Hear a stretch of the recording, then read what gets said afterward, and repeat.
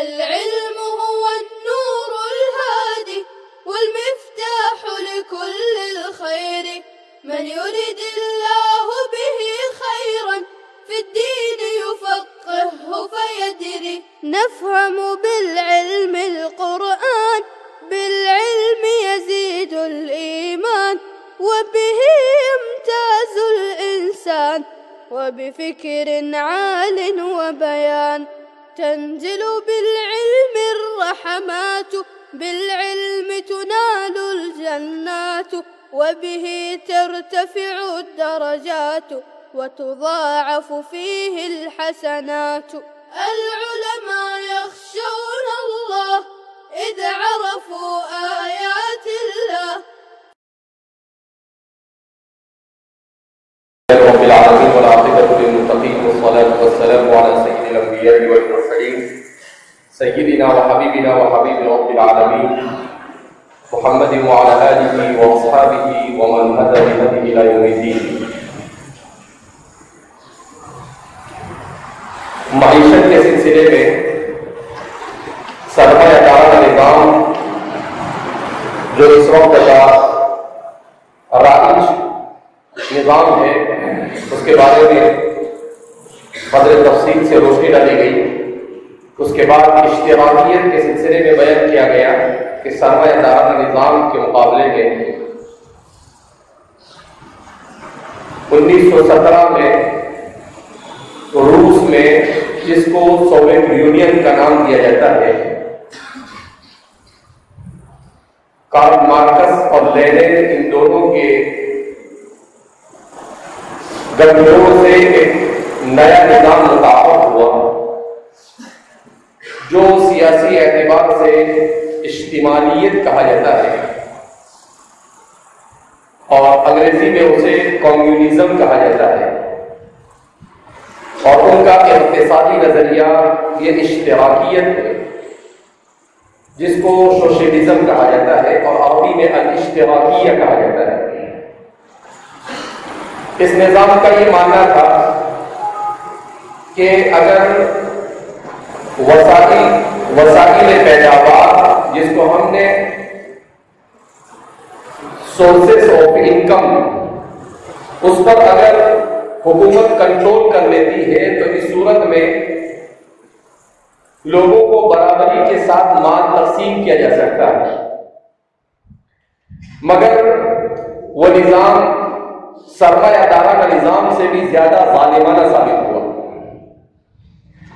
اور 1991 میں افغانستان میں مجاہدین افغانستان کے ہاتھوں سے شکست سے دوچار ہونا پڑا.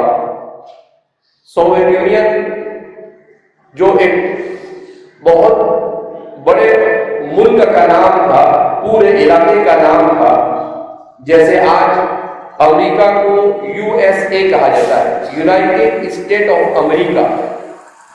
اسی طریقے سے اس زمانے میں سوویت یونین کہا جاتا تھا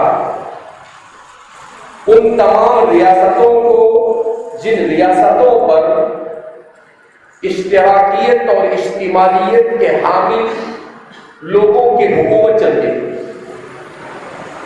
تو امریکہ ایک ملک نہیں، جیسے ہمارا ہندوستان کو بھی متحدہ ہندوستان کہا جاتا ہے. متحدہ ہندوستان اسی لیے کہا جاتا ہے کہ ہندوستان تقریباً 31 ریاستیں اور اس کے مجموعے کو ہندوستان کہا جاتا ہے. تو یہ 31 ریاستیں در حقیقت 31 ملک کی طرح، مگر بنانے والوں نے کچھ اس کو اس طرح سے بنایا کہ اب یہ ملک کی حیثیت کم رکھتے ہیں اور ایک ملک کے صوبے کی حیثیت رکھتے ہیں. اسی طریقے سے یونائٹڈ اسٹیٹ جس کو USA کہا جاتا ہے، اسی طریقے سے UK یونائٹڈ کنگڈم، برطانیہ کو کہا جاتا ہے UK، اس کا مطلب یونائٹڈ کنگڈم. تو اسی طریقے سے سوویت یونین بھی ایک مستقل متعدد ریاستوں کے مجموعے کا نام ہے. انہوں نے اوور کانفیڈنس میں آ کر افغانستان پر چڑھائی کی تقریباً 80 کی دہائی میں، 1980 70 اور 80 کے درمیان، اور 12 سال کے بعد مجاہدین افغانستان نے انہیں اچھی طرح سے پٹائی کر کر واپس کیا۔ اب جب یہاں سے شکست کھائے تو جیسے ہی ان کو شکست ہوئی، ان کی شکست سے ہی یہ پورا سوویت یونین یہ منتشر ہو گیا۔ کیسے منتشر ہوا کہ چھوٹی چھوٹی ریاستوں میں تقسیم ہو گیا۔ پھر روس کے نام سے اس کی ایک چھوٹی سی ریاست باقی رہ گئی، ورنہ چچنیا الگ ہوا جو آج بھی وہاں پر اس کی آزادی کے لیے لوگ جہاد کر رہے ہیں، مسلمانوں کا اسٹیٹ ہے۔ ازبکستان الگ ہوا، تاجکستان الگ ہوا، داغستان الگ ہوا، ترکمنستان الگ ہوا، ایسے ہی چھوٹی چھوٹی ریاستیں جن میں سے 6 مسلمان ریاستیں بنی۔ تو یہ منتشر ہو گیا۔ کیوں؟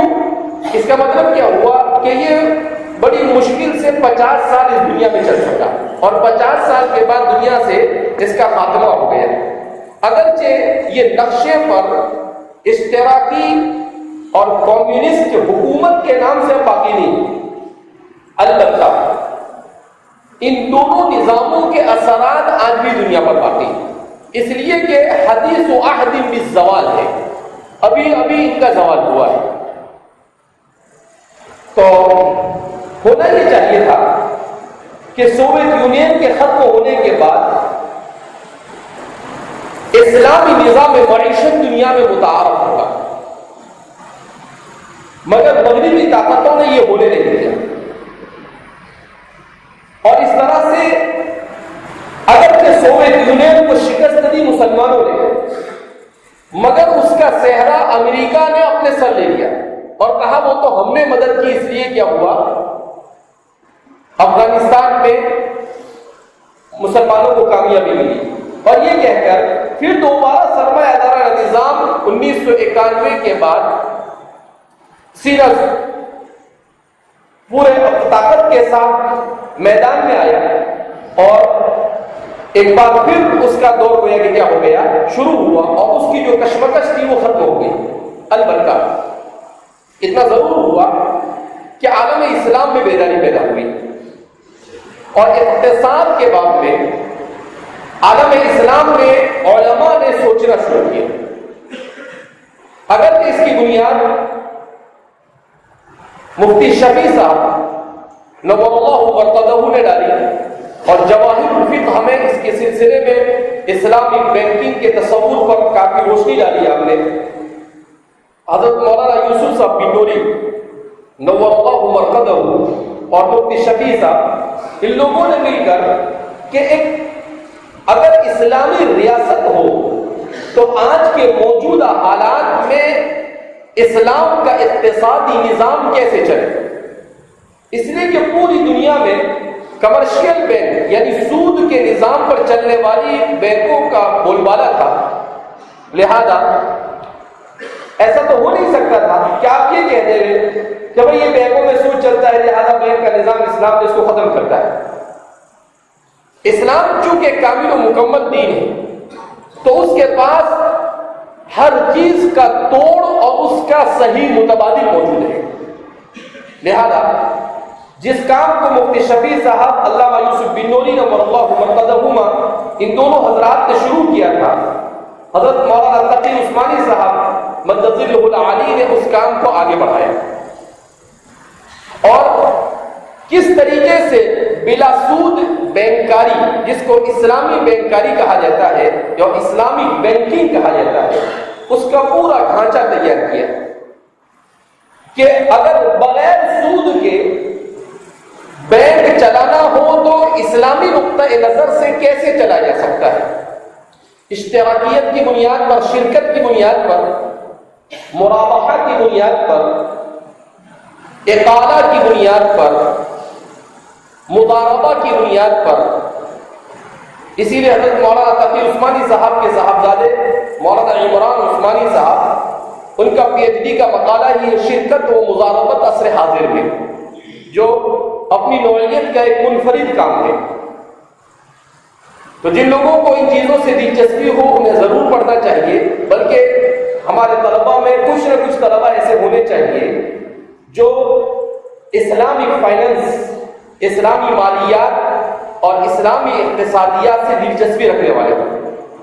جامعہ کے ایک طالب علم ابھی میرے خیال سے 3-4 سال پہلے فارغ ہوئے، مولانا عدنان، مولوی عدنان،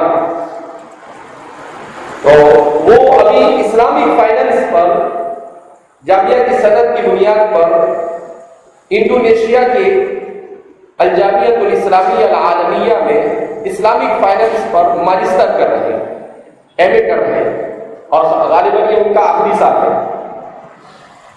تو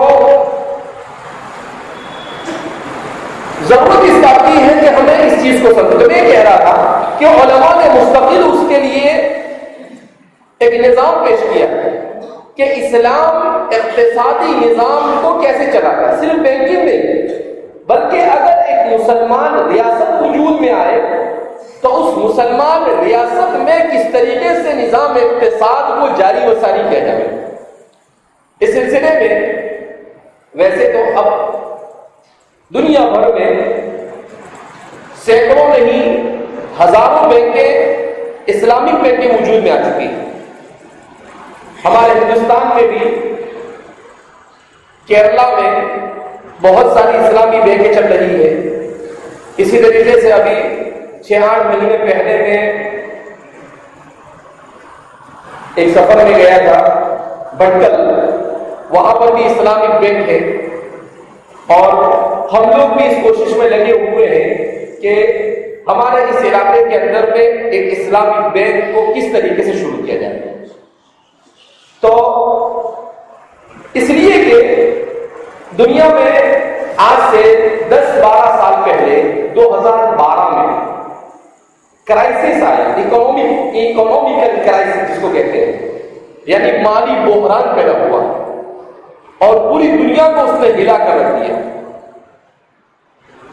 کہ پوری دنیا میں لوگ اپنی ضرورتوں تک کو پورا کرنے کے لیے ترسنے لگے۔ حکومتوں کے پاس پیسے کی قلت ہو گئی، تو اب اس کے بعد انہوں نے ریسرچ کیا کہ کیوں ایسا ہوا۔ تو وَشَهِدَ شَاهِدٌ مِنْ أَهْلِهَا، انہوں نے کہا کہ ریسرچ کے بعد یہ بات سامنے آئی کہ یہ منی کرائسس اور اکنومیکل کرائسس کی وجہ، مالی بحران کی وجہ یہ نظام سود ہے۔ یہ کیا ہے؟ نظام سود ہے۔ کہا اسی نظام سود کے ظالمانہ نظام کی وجہ سے معاشرے میں مال جو ہے وہ مالدار مخصوص طبقے کے اندر منحصر ہو کر رہ جاتا ہے، اور غریب اور مالدار کے درمیان خلیج پڑ جاتی ہے۔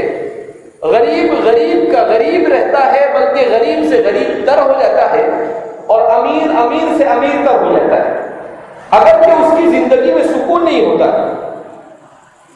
تو اس سے کیا سمجھ میں آ رہا ہے کہ اگر قاضی طیب صاحب کی بات بار بار یاد آتی ہے کہ جتنا یہ لوگ تحقیق کر کر آگے بڑھیں گے اتنا اسلام سے قریب ہوتے چلے جائیں گے، اتنا اسلام سے کیا ہوتے چلے جائیں گے؟ قریب ہوتے چلے جائیں گے۔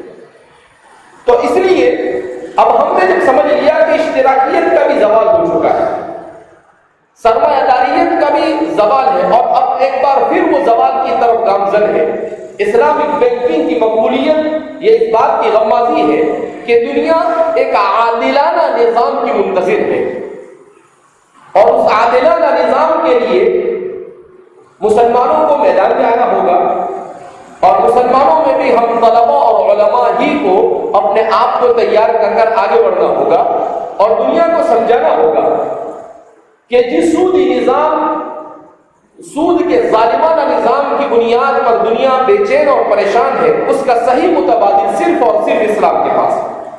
بہرحال اس مختصر سی تمہید کے بعد ہم اب اسلام کے نظام معیشت کو سمجھتے ہیں کہ اسلام کس بنیاد پر ترجیحات کا تعین، وسائل کی تخصیص آمدنی کی تقسیم اور ترقی، ان 4 مسائل کو اسلام کس بنیاد پر حل کرتا ہے؟ تو اس سلسلے میں ماہرین اقتصادیات جو اسلامی اقتصادیات میں مہارت رکھتے ہیں، ان لوگوں نے یہ بات کہی ہے کہ اسلام law of demand and supply کو تسلیم کرتا ہے۔ بات پوری نہیں ہوئی، اسلام law of demand and supply کو تسلیم کرتا ہے، البتہ اس کی جو آزادی ہے، بے مہار آزادی، اس آزادی پر اسلام لگام کستا ہے۔ یہاں پر رک کر تو واقعی میں بتلاتا چلوں، ہمارے طبقے علماء میں ایک جماعت ایسی ہے جو کلی طور پر اسلامی بینکنگ کو ناجائز کہتی ہے اور کہتی ہے کہ اسلامی بینکنگ کوئی چیز نہیں، اور یہ خواہ بخواہ سود کو حلال کرنے کے ہیلے بہانے بنائے جاتے ہیں۔ تو اس کی 2 وجہ ہو سکتی ہے۔ ایک وجہ تو یہ کہ اس طرح کی بات کرنے والے ایسا اس لیے کہہ رہے ہیں کہ بہت سارے لوگوں نے اسلامک بینکنگ کے نام سے بینکیں بنائی اور پھر اس کے بعد لوگوں کے پیسے اڑا کر بھاگ گئے۔ تو انہوں نے کہا کہ آج تک کی کوئی اسلامی بینک کامیاب نہیں ہوئی، جبکہ یہ ان کا دعویٰ غلط ہے۔ ہمارے ہندوستان میں فہد گروپ کر کر ایک گروپ تھا، آج سے 5-10 سال پہلے، اس نے اسلامک بینکنگ کے نام سے لوگوں کے پاس سے ہزاروں کروڑوں روپے جمع کیے اور پھر اس کے بعد لوگوں کے پیسے لے کر 2-3 سال کے بعد حضرت غائب ہو گئے۔ تو اس لیے اس سے بھی ہمیں متنبع رہنے کی ضرورت ہے کہ ہر ایرے گیرے اکتو کوئی بھی کھڑا ہوا اور اس نے اسلامک بینک کا نام لیا تو آپ آنکھ بند کر کر اس کے پیچھے نہیں جائیں۔ ابھی 6-8 مہینے پہلے بھی ایک واقعہ پیش آیا، ہیرا گروپ، ایک عورت ہے، کیا نام ہے اس کا؟ نام میرے ذہن میں نہیں ہے، دبئی میں رہتی ہے اور غالباً آندھرا پردیش حیدرآباد کی طرف کی ہے عورت، ناہیدہ یا ایسا کچھ نام ہے اس کا۔ تو اس نے ایک لوگوں کو لالی پاپ کیا کہ اسلام کے صحیح طریقے سے ہم بزنس کرتے ہیں، بینک چلاتے ہیں، سونے کی خرید و فروخت کرتے ہیں اور اتنا نفع دیتے ہیں، لہذا آپ ہمارے ساتھ انویسٹ کیجیے۔ انویسٹ کا مطلب ہے استثمار، انویسٹمنٹ کا مطلب استثمار۔ استثمار کا مطلب کیا ہے کہ آپ کے پاس اگر 10-20 ہزار روپے، 1,00,000 2,00,000 روپے ہیں تو آپ کے پاس ایسے ہی پڑے ہیں، تو آپ نے سوچا کہ ایسے ہی پڑے ہیں، اس سے اچھا اس کو کسی تاجر کے ساتھ یا کسی گروپ کے ساتھ تجارت میں لگا دیے جاوے تاکہ اس سے کچھ نفع حاصل ہو۔ تو اس کو کہتے ہیں استثمار، باب استفعال سے بنا ہے، تمرن سے بنا ہے، یعنی پھل کا مطالبہ کرنا، اسی کو انویسٹمنٹ کہتے ہیں۔ تو اس نے کہا کہ اب لوگوں نے اسلامی اصول کے مطابق کہنے کا نام کہا تو لوگ اس کے پیچھے ہوئے اور ہزاروں کروڑ روپے اس نے جمع کیے اور پھر اس کے بعد 2-4 سال کے بعد چورا لگا دیا، اس کو پکڑ لیا گیا، جیل میں بھی ڈالا گیا۔ یعنی وہ عورت اتنی چالاک، وہ تو ایک آدمی نہیں ہوتا ہے، پورا گروپ ہوتا ہے جس کو ٹھگوں کا گروپ کہا جا سکتا ہے، کہ بمبئی کے ایک بہت بڑے بزنس مین جن کا میں نام نہیں لینا چاہوں گا، لیکن وہ مسلمان حلقے میں بمبئی کے سب سے بڑے تاجر مانے ہیں۔ وہ دبئی گئے ہوں گے کبھی یا اس نے بلایا ہوگا، دعوت دی ہوگی، ان کا اچھا سے استقبال کیا اس نے اور ان کے سامنے ٹھگ تو ٹھگ ہوتا ہے نا، بہت اچھے انداز میں اس نے اپنے کام کو پیش کیا۔ اب وہ ادھر سے آئے اور کچھ دنوں کے بعد اتفاق سے میری ملاقات ہو گئی ان سے، میرے سے اچھے تعلقات ہیں ان کے، تو وہ بہت تعریف کرنے لگے، کہا کہ دیکھو اسلام کے نظام کے مطابق وہ ایسا کرتے ایسا کرتے۔ اب میں نے کہا اگر میں ابھی سیدھا ایسا کروں گا کہ حضرت دیکھو تھوڑے دن کے بعد اس کا کیا ماجرا ہوتا ہے، تو یہ سوچیں گے کہ یہ مولانا لوگ کسی کو آگے بڑھنے نہیں دیتے، اس لیے کہ ہمارے معاشرے میں یہ بڑی عجیب خرابی ہے کہ ذرا کسی کی گرفت کرے علماء تو سیدھا علماء کے پیچھے شروع پڑ جاتے ہیں، کچھ خراب ہوا تو بھی بولے علماء، اور اگر تنبیہ کرے تب بھی علماء، تو ان کو علماء کے علاوہ کوئی نظر ہی نہیں آتا ہے۔ یہ مغربی فکر کی دین ہے کہ مغربی فکر نے ایسا لوگوں کا ذہن بنایا ہے کہ ہر خرابی اور ہر کمی کو علماء کی طرف منسوخ کر دیتے ہیں۔ پر میں نے ان سے کچھ کہا نہیں، میں نے کہا اچھا ماشاءاللہ بھی، اور کیا کہہ سکتے۔ پھر اس کے بعد جب اس نے گڑبڑ کی تو میری ان سے بات ہوئی تو میں نے کہا کہ آپ کو کچھ رپورٹ ملی؟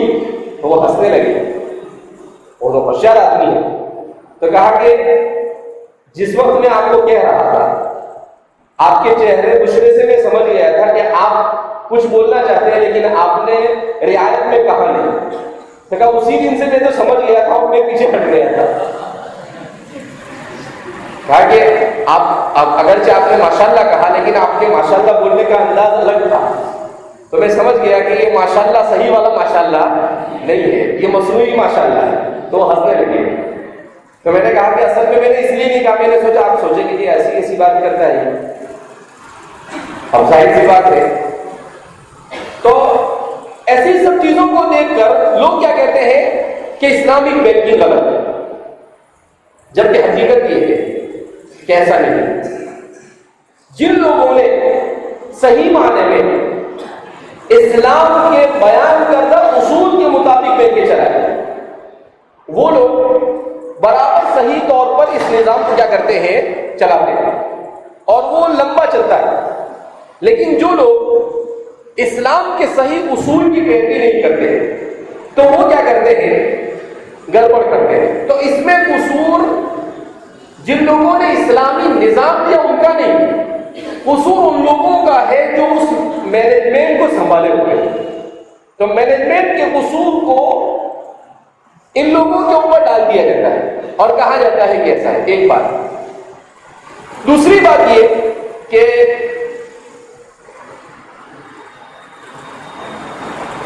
اسلامی بینکنگ کا جو نظام ہے، اس نظام کو جن لوگوں نے متعارف کروایا یہ معمولی لوگ نہیں، شیخ الاسلام فقیہ العصر جنہیں کہا جاتا ہے، تو حضرت مولانا تقی عثمانی صاحب اصل اس کے پورے ڈھانچے کو تیار کرنے میں سب سے بڑا رول مولانا کا ہے۔ اسی طریقے سے آپ کے ساتھ عالم اسلام کے اور بڑے بڑے علماء ہیں جن کا ایک پورا گروپ اور پوری جماعت ہے۔ یعقوب نظامی صاحب بحرین سے تعلق رکھتے ہیں، دکتور علی قرہ داغی ہے، ان سب لوگوں سے میرے اپنے ذاتی طور پر بھی تعلقات ہیں۔ تو یہ سارے لوگ مل کر اس نظام کے، ابھی دکتور عبدالستار عبد الغدہ ابھی ان کا انتقال ہوا 6-8 مہینے پہلے۔ تو یہ سب لوگوں نے مل کر اس نظام کو کیا کیا ہے، بنایا ہے۔ لہذا اس کو آپ ایسا نہیں کہہ سکتے غلط۔ ہمارے پڑوسی ملکوں میں بھی حضرت مولانا سلیم اللہ خان صاحب جو ہمارے اکابرین دیوبند کی آخری نشانی تھی، 5-7 سال پہلے حضرت کا انتقال ہوا، تو حضرت کے انتقال سے کچھ عرصہ پہلے کچھ علماء نے، بڑے لوگوں کے ساتھ ایسا ہوتا ہے، ان کا ذہن بنایا اور اسلامک بینکنگ کے خلاف ایک متفقہ فتویٰ کے نام سے مولانا تقی صاحب کے خلاف مستقل ایک کتاب انہوں نے شائع کی، جو وہاں کے ایک معطر ادارے نے شائع کی، نام لینا مناسب نہیں ہے۔ تو مولانا کے خلاف لوگ بولتے رہے، وہاں تک سے خاموش رہے، لیکن جب وہ کتابی شکل میں سامنے آئے تو پھر مولانا نے اس کے اوپر کتاب لکھی، اس کا جواب دیا، اور مولانا کے جواب کا کسی سے کوئی جواب نہیں بن پا۔ جنہوں نے بھی جواب دیا ہے وہ جواب برائے جواب بھی نہیں، اس لیے کہ میں چونکہ مجھے بہت زمانے سے ان چیزوں سے دلچسپی ہے، تو اسلامک بینکنگ کے خلاف متفقہ فتویٰ جو ہے تقریباً 400-500 صفحے میں، اس کو بھی مکمل پڑھا میں نے۔ پھر مولانا نے جو جواب دیا، جس دن مولانا کی وہ کتاب آئی اسی دن رات میں عشاء کی نماز پڑھ کر میں نکلا، اور ہمارے ایک دوست ہیں جو مولانا کے خاص خادم ہیں، جو مولانا کے انعام الباری پر کام کرتے ہیں، تو مولانا انور حسین صاحب، ان سے میرا رابطہ، میں نے کہا مولانا اس کا جواب جب بھی دیں گے تو آپ برائے کرم سب سے پہلے مجھے بتائیں. تو انہوں نے جیسے بھی عشاء کی نماز پڑھ کے نکلا، انہوں نے ان کا میسج آیا کہ یہ کتاب مولانا کی آ گئی ہے اور deenislam.com کے اوپر آپ اس کو دیکھ سکتے ہیں.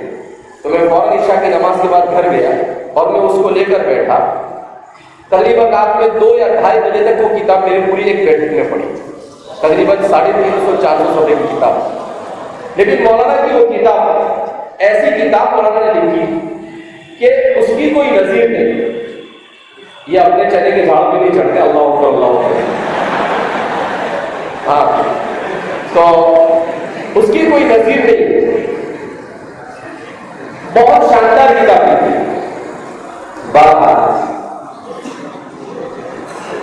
تو اسلامی نظام میں اس لیے یہاں پر 2-4 دن خرچ کر کر آپ کو بتا رہا ہوں کہ یہ مستقبل کی ایک بہت بڑی ضرورت ہے.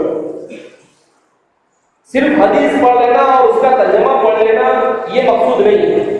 مقصود یہ ہے کہ عصر حاضر کے تقاضے کے مطابق ہم اپنے آپ کو اسلام کے صحیح اصول کے مطابق کیسے تیار کریں. یہ درس نظامی پڑھنے کا مقصد ہے. تو اس وجہ سے ایسی چیزوں کے اوپر میں زیادہ زور دے کر آپ کے سامنے بات بیان کرتا ہوں، چاہے اس کے پیچھے وقت جاتا ہے اور کچھ لوگوں کو کچھ سمجھ میں بھی نہیں آتا ہے. لیکن اب ظاہر سی بات ہے، ان علینا الا البلاغ، ہر ایک کو سمجھانا میرے ذمہ ہے، لیکن جس کو سمجھ میں آ جائے اتنوں کو سمجھانا یہ ہمارے ذمہ ہے. تو اس لیے جو توجہ سے سنے، دلچسپی سے سنے گا اس کو سمجھ میں آئے گا، اور جس کو نہیں سمجھ میں آئے گا تو ہمارے اوپر اس کی کوئی ذمہ داری نہیں. ہمارا کام ہے کہ اس سے اور آسان کر کر تو اور کوئی سمجھایا جا سکتا نہیں. بہرحال تو اسلامی جو اقتصادی نظام ہے، اس اقتصادی نظام میں سب سے بنیادی بات وہ یہ ہے کہ اسلام نے لو ڈیمانڈ اینڈ سپلائی کو تسلیم کیا ہے، قانون رسد اور طلب کو تسلیم کیا ہے. مانا ہے البتہ اس میں جو آزادی ہے اس آزادی پر اسلام نے بریک لگایا. اور اسلامی نظام معیشت میں 3 قسم کی پابندیاں عائد کی جاتی ہیں. کتنے قسم کی پابندیاں؟ سب سے پہلے خدائی پابندی. سب سے پہلے کون سی پابندی؟ خدائی پابندی. میں سمجھاتا ہوں کیا مطلب اس کا. دوسرے نمبر پر اخلاقی پابندی، اور تیسرے نمبر پر ریاستی پابندی. ان 3 پابندیوں کے ساتھ اسلام قانون رسد اور طلب کو تسلیم کرتا ہے. بعض حضرات نے شیخ الاسلام حضرت مولانا تقی عثمانی صاحب سے علمی انداز میں اختلاف کیا ہے، وہ مقبول ہے، اچھا ہے، اور ان کی کتابیں بھی ہیں، اس کو بھی میں نے پڑھا. ایک تو ہے حضرت مولانا حبیب الرحمان صاحب، جامعہ کلکٹن کراچی سے ان کا تعلق ہے، غالباً ان کا انتقال ہو گیا ہے. انہوں نے مولانا کے اوپر الرد الفقہی علی الشیخ تقی عثمانی کے نام سے ایک رسالہ لکھا.